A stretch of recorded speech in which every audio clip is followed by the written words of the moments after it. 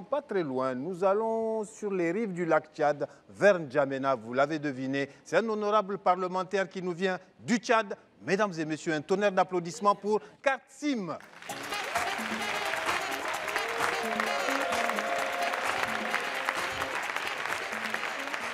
Bonsoir, est-ce que ça va? Moi, j'ai un souci particulier, mon souci, il est international.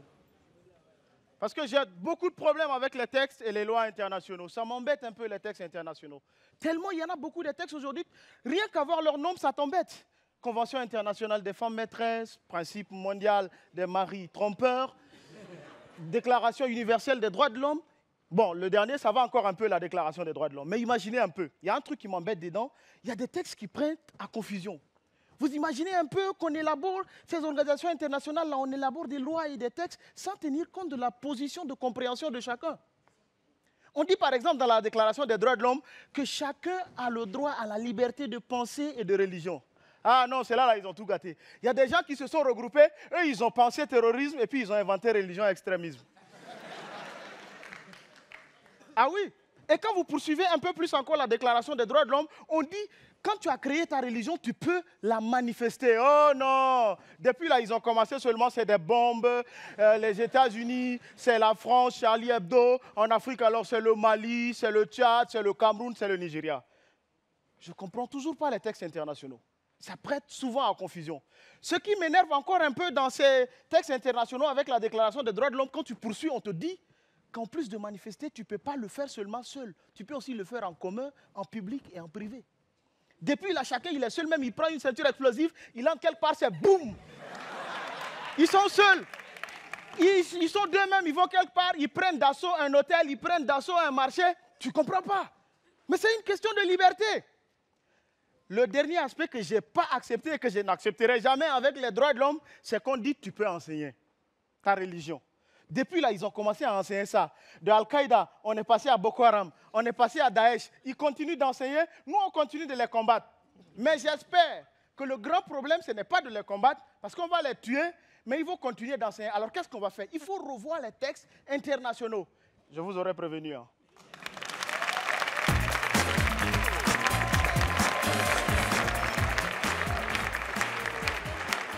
Kassim. Mesdames et messieurs, nous revenons. Alors, donc, un membre du bureau exécutif va bientôt intégrer le gouvernement. Charlotte, je poursuis le questionnaire. Oui, Président. Quel est le comportement adéquat des ministres envers le peuple? Je t'écoute. Merci, Président. Tout d'abord, un ministre doit se faire respecter. Un ministre doit accepter toutes les critiques, constructives ou non. Un ministre ne doit pas être prêt à bagarrer à tout bout du champ. Ça, c'est vrai. Tu veux parler de qui? Moi, je ne me reconnais pas dedans parce que je n'ai jamais fait de bagarre à côté d'un champ. Donc, Président, oui. Aussi un ministre doit être à l'écoute du peuple. Et enfin, il doit être poli avec tout le monde. Et voilà, quoi, il doit bien se comporter. Poli, hein.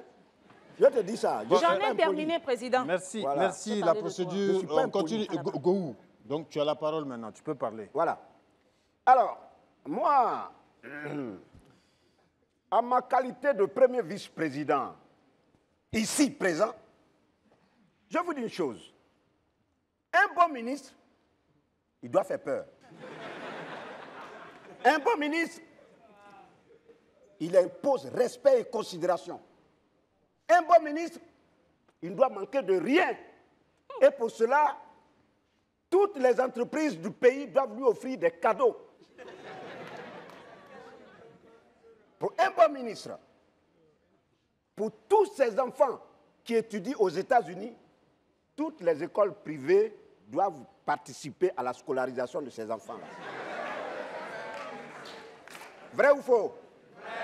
J'en ai fini.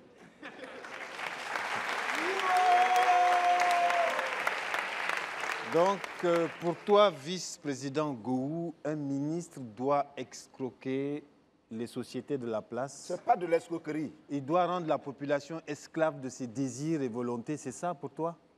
C'est comme ça que tu comprends la chose. Président, ce qui vient de décrire là, ça, ce n'est pas un ministère. C'est une confrérie de sorciers. C'est pas un ministère, ça. Président, je vais être bref. Pas de Un formule bon de politesse. ministre, c'est celui qui est au service de son pays. C'est tout ce que j'ai à dire. Mensonge. Mensonge. Macha. Tu vois, quand tu regardes lui là, à ton avis, il ressemble à quoi? Ratatouille.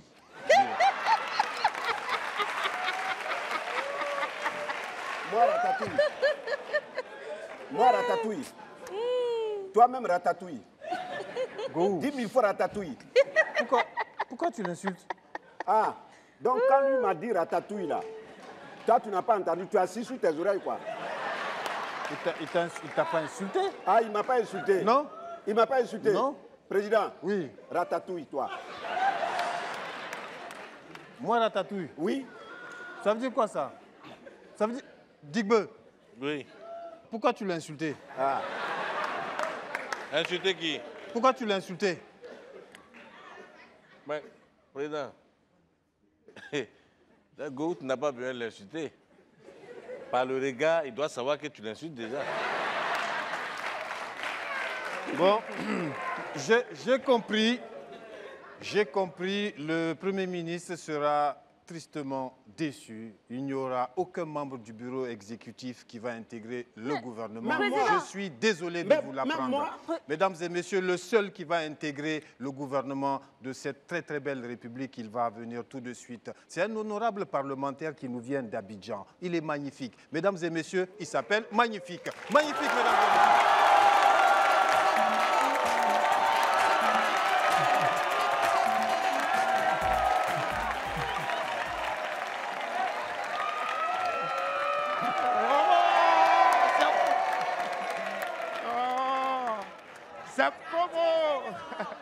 C'est comment là-bas?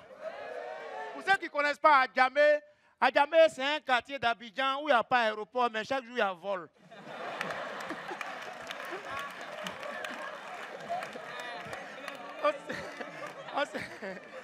Ou bien, ça vole seulement. Quand ils font des doigts, ils prennent ton bédou, ça c'est un vol direct. Mais quand ils te croisent dans le couloir et puis ils décravatent, ça c'est un vol à escale. Moi-même qui vous parle, mon hier d'avoir à jamais. En fait, j'avais mon téléphone en poche avec mon écouteur en train d'écouter une chanson d'Arafat que j'aimais bien là. Ils ont volé portable, mes filles là seulement ça joue. Regarde, les voleurs, ils sont trois. Il y a un qui est parti à le téléphone et puis il y a deux qui font un capilla dans mon oreille.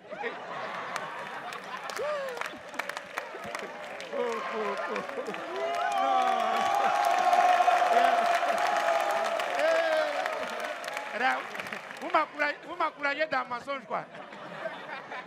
Adjamé, on a qu'à laisser Adjamé. J'ai dit le off, même le top, c'est à Bobo.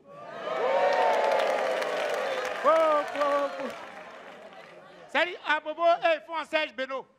Et ils ont écrit, on ne parle plus trop. S'ils ont volé ton téléphone à Bobo, que tu appelles sur toi-même ton numéro, pour savoir, ils ont déjà mis sur messagerie. Et puis, ils ont la messagerie, hein. Quand tu fais tout, vous êtes sur la boîte vocale du réseau à Bobolin. Pour bénéficier de nos agressions, tapez 1. Pour vous piquer, vous dépouiller de tout ce que vous avez su, vous traversez le couloir la nuit. Nous vous remercions pour votre imprudence et nous espérons vous agresser lors de notre prochaine rencontre. Réseau à Bobolin, connaissez, connaît. Qui n'a jamais volé viande dans sauce? Oh, c'est faux. C'est faux. C'est faux.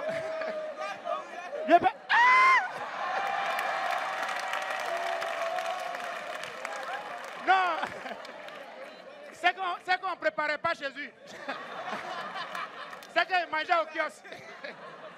Non, voler viande dans sauce, c'est facile. Mais savoir la position de la louche quand tu prenais, c'est ça qui est dur. Bon, est-ce que quand il venait, la louche était comme ça? Est-ce que c'était comme ça? Est-ce que la vieille avait fermé totalement la marmite? Ou bien c'était un peu ouvert? C'est dans ça qu'on t'attrape. Par exemple, moi, mon neveu, il a volé poisson. Il a soulevé au boulon, on voulait mettre dans sa bouche, la vieille a éclairé la cuisine. Elle dit, Arnold, tu fais quoi le poisson? Il dit, maman, je vais mettre dans l'aquarium. Voler. C'est pas possible.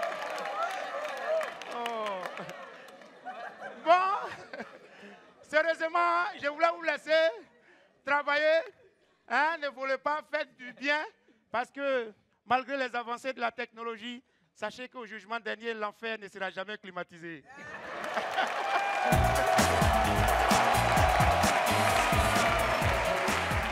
C'était magnifique, mesdames et messieurs, comme l'était cette session du Parlement du Rire, où on avait les artistes que vous avez applaudis. Dani Mao, et Doudouane Glacé, Katsim est magnifique.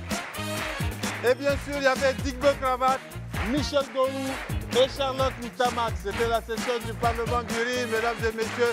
On se retrouve la semaine prochaine, ou bien sûr les réseaux sociaux de Canal+. Facebook, Gouligoul, Mispass, ça danse.